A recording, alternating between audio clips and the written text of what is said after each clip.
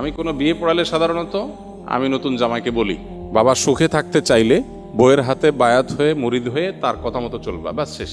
যারা সদ্য বিবাহিত তাদের উদ্দেশ্যে আমার উপদেশ সবসময় থাকে, তারা স্ত্রীর কথা মেনে চলবেন, ব্যাস এটাই উপদেশ। আপনারা হেসে উড়াই দিলেন জিনিসটা, সিরিয়াস উপদেশ।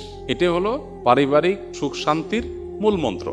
আমরা এর আগে কোথায় যেন বলেছিলাম যে আমাদের অফিসে যত মানুষ পারিবারিক দ্বন্দ্ব কলহ নিয়ে আসে, এগুলো নিয়ে যারা ওলামা একরাম যারা এগুলো সমাধান করেন, তাদের এক লাইনে কনক্লুশন হলো, যত কেস তারা এই পর্যন্ত ডিল করেছেন, এই সব কেসের সামারি হলো, যেই ঘরে অনেক সময় আমাদের ওখানে স্বামী স্ত্রী আসে, দুজনের মধ্যে দ্বন্দ্ব থাকে, এগুলো মিটাবার চেষ্টা করে আলেমরা, কাউন্সিলিং করার চেষ্টা করেন।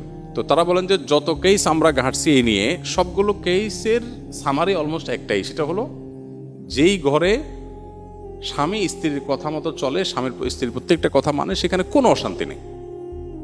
অশান্তিটাই হলো সেখানে যেখানে কথা শোনা হয় না, বাস। এই জন্য নবদম্পতি যারা আছেন তাদের উভয়ের এটা আমল করা উচিত। বিশেষ করে ছেলেদের একটু বেশি আমল করতে হয় আর কি, মেয়েদের একটু কম, তবে মেয়েদেরও করা দরকার।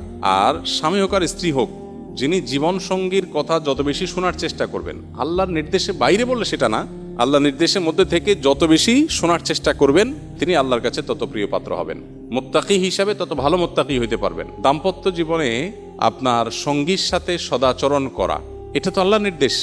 আল্লাহ বলেছেন, ওয়া আশিরুহুন্না বিল মারুফ, তোমরা পুরুষরা যারা আছো তোমাদের স্ত্রীদের সাথে সংসার করবে সুন্দরভাবে।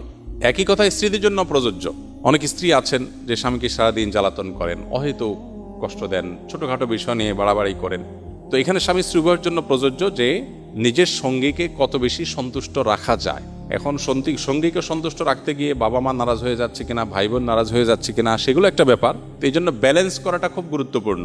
এই ব্যালেন্স করার জন্য কোরআন এবং হাদিসের জ্ঞান অর্জন করে, কার কোনটা হক, কার কোনটা কর্তব্য, কার কোনটা অধিকার, সে জিনিসটা বোঝা এবং সেটা যথাযথভাবে আদায় করা, এটা হলো গুরুত্বপূর্ণ।